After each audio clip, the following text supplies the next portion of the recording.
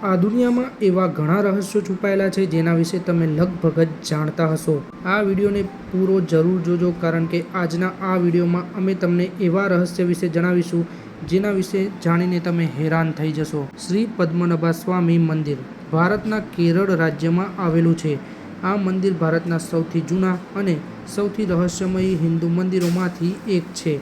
આ મંદિર દુનિયાના સૌથી રિચેસ્ટ મંદિરોમાંથી એક છે, પરંતુ આ મંદિરની પ્રાચીનતા અને મહાનતા એ વસ્તુ નથી જે આ મંદિરને ખાસ બનાવે છે।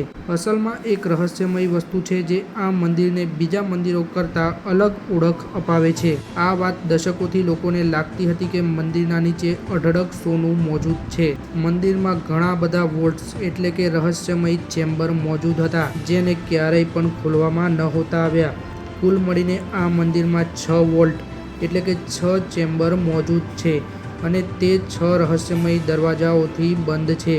કોઈ નહોતું જાણતું કે આ 6 ચેમ્બરોમાં શું રહસ્ય છુપાયેલું છે, પરંતુ વર્ષ 2011માં સુપ્રીમ કોર્ટના આદેશ પર એક દરવાજા ખોલવામાં આવ્યા અને ઘણા પ્રયાસો બાદ 5 દરવાજા ખોલી નાખવામાં આવ્યા અને 5 ચેમ્બરમાંથી જે મળ્યું તેને પૂરી દુનિયાને હેરાન કરી દીધી। એ ચેમ્બરમાંથી અરબોના ખજાના મળી આવ્યા, જૂના જમાનાની તિજોરી, જૂના સોનાના સિક્કા, અલગ અલગ સોનાની મૂર્તિઓ, આવી ખાસ વસ્તુઓ એ 5 ચેમ્બરમાંથી મળી આવી, જેની કિંમત અરબોમાં નહીં પરંતુ ખરબોમાં હતી। જેવું લોકો ખજાના વિશે જાણતા હતા એ અંતે સાચું પડ્યું, પરંતુ અહીં એક રોચક વસ્તુ એ હતી કે માત્ર 5 જ ચેમ્બર ખુલ્યા હતા। એક ચેમ્બરનું રહસ્ય હજુ પણ મોજૂદ હતું, છેલ્લો વોલ્ટ, છઠ્ઠો વોલ્ટ, જેનું કોડ નેમ છે વોલ્ટ બી। એ પણ બીજા વોલ્ટ જેવો જ હતો, પરંતુ આ વોલ્ટ થોડો વધુ રહસ્યમય જણાતો હતો। આ ચેમ્બરના દરવાજા ઉપર 2 સાપોની આકૃતિઓ બનેલી છે અને લોકોના હિસાબથી આ એક ચેતવણી છે જે સૂચવે છે કે આ દરવાજાને ખોલવાની કોઈ કોશિશ ના કરે। આ સાપ એ દરવાજાની રક્ષા કરી રહ્યા છે, પરંતુ આ તો હજુ એક શરૂઆત હતી। અત્યાર સુધીની સૌથી રહસ્યમય વાત તમારા સામે આવી જ ન હતી। આ દરવાજાની સૌથી અજીબ વાત એ છે કે આ દરવાજામાં ના તો કોઈ ચાવી માટેનું નિશાન છે, ના તો કોઈ એવી વસ્તુ મોજૂદ છે જેના મદદથી આ દરવાજાને ખોલવામાં આવે। મતલબ કે આ એક એવો દરવાજો છે જેને નોર્મલી ખોલવામાં નથી આવી શકતો। એવું પણ માનવામાં આવે છે કે આ દરવાજાને ધાર્મિક રીતિ રિવાજો દ્વારા ખોલવામાં આવી શકે છે, જેને એક મંત્ર દ્વારા ખોલવામાં આવી શકે છે, જેને ગરુડા મંત્ર પણ કહેવામાં આવે છે। અને આ દરવાજો એવો જ વ્યક્તિ ખોલી શકે છે જેની મનની શક્તિ અને ધ્યાનની શક્તિ સૌથી વધારે હોય, અને આજ સુધી એવા કોઈ વ્યક્તિનો જન્મ થયો નથી જે આ દરવાજાને ખોલવા માટે યોગ્ય હોય। અને એવું પણ કહેવામાં આવે છે કે આ દરવાજો જે પણ ખોલવાની કોશિશ કરશે તેને બહુ મોટો શ્રાપ લાગશે, અને એ જ કારણથી આ દરવાજાને સીલ કરી દેવાયો છે અને કોઈને પણ ખબર નથી કે મંદિરના આ ચેમ્બરમાં આખરે છે શું।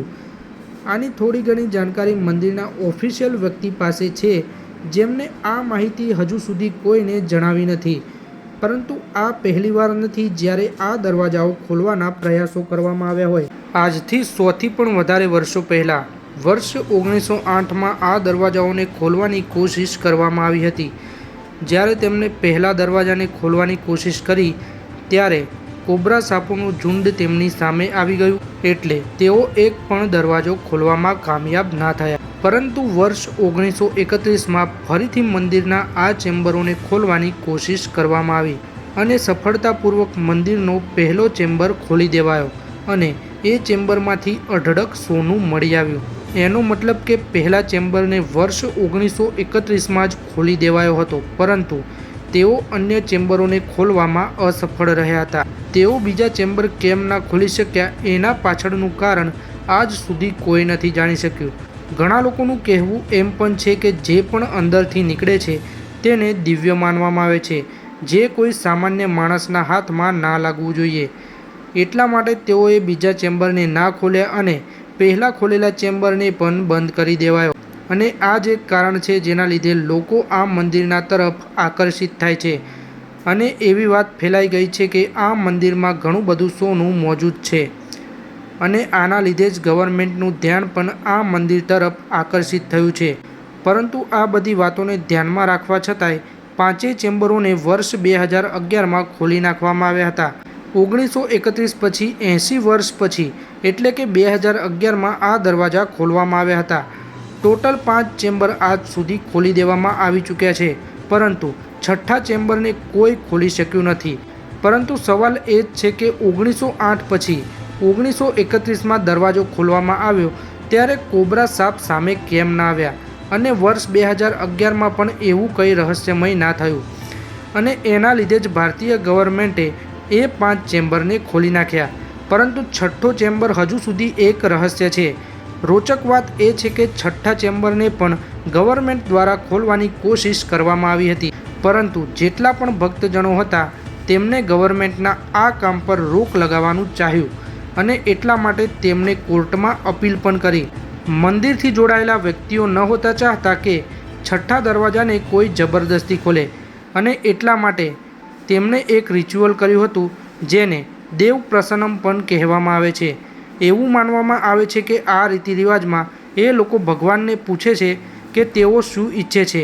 એ રિચ્યુઅલ પછી એ જાણવા મળ્યું કે ભગવાન પણ નથી ચાહતા કે એ દરવાજો ખુલે. જે બ્રાહ્મણો દ્વારા આ રીતિ રિવાજ કરવામાં આવ્યો હતો તેમના દ્વારા જાણવા મળ્યું કે આ દરવાજાને ડિસ્ટર્બ કરવો એ ખૂબ જ ખતરનાક સાબિત થઈ શકે છે. જો આ છઠ્ઠો દરવાજો ખોલવામાં આવી ગયો તો પ્રલય અને સુનામી આવી જશે અને બધું જ તબાહ થઈ જશે, એવું ત્યાંના લોકોનું માનવું છે. અને આજે પણ મંદિરના છઠ્ઠા દરવાજા પાછળ અનેક રહસ્યો છુપાયેલા છે. તમને શું લાગે, ગવર્મેન્ટ દ્વારા આ દરવાજો ખોલવો જોઈએ કે નહીં? કોમેન્ટ કરીને જરૂર જણાવજો.